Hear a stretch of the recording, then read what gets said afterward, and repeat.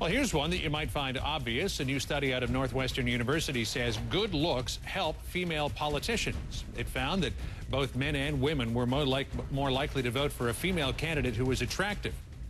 But when it comes to male candidates, there's a split. For male voters, the only thing that matters is competence, while women prefer men who are both competent and handsome.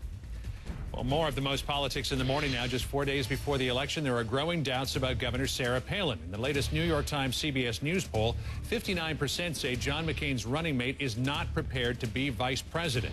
Just 35% believe she is. Her negatives are 9 points higher than the last time voters were asked that question.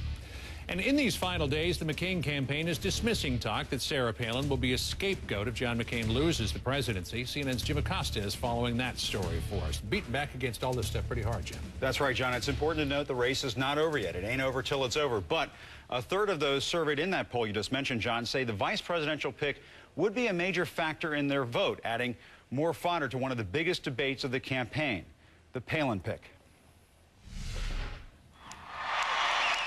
This week, Sarah Palin has generated plenty of heat on the trail and inside the McCain campaign. Just days ago, unnamed McCain advisors told CNN Palin has gone rogue and diva on the campaign. That led some political analysts to start questioning whether Palin is being scapegoated by McCain camp insiders before the votes are even counted. They seem to be saying, don't blame us, you know, Sarah Palin dragged the ticket down. I can't think of a precedent for this kind of attack by high-level senior aides in the last days of a presidential campaign.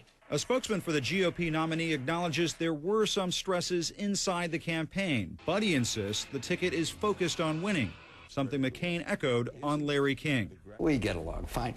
Sarah's a maverick. I'm a maverick. No one expected us to agree on everything. Even after a month marked by lavish wardrobe spending, I'm not taking him with me, and botched interviews, including her bungled comment on the role of vice presidents. So they're in charge of the United States Senate. Trying to blame Palin alone for sagging poll numbers may be a stretch. That just begs the question, who chose this person? Well, it was John McCain, wasn't it? Ousted McCain advisor John Weaver describes the Arizona senator's campaign as bleak, but added, I'm certainly not blaming Governor Palin for any of this.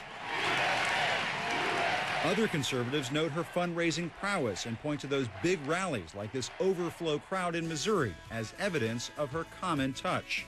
They can look at her and say, she really is every mom. You've seen a class of Republicans and conservatives and women who have grown up and become almost protective of Sarah Palin and are offended when she's questioned or ridiculed the way that she has been, I think, in the media. As Palin put it in Pennsylvania, the race isn't about her.